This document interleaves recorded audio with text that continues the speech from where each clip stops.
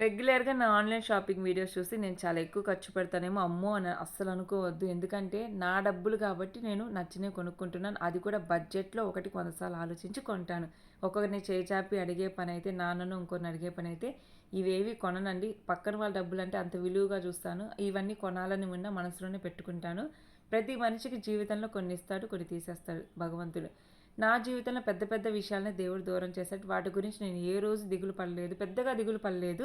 కానీ దేవుడిచ్చిన ఈ చిన్న చిన్న ఆనందాలను కూడా మనం మళ్ళా వీటిని కూడా ఆలోచించి దూరం చేసుకుంటే ఎలా చెప్పండి?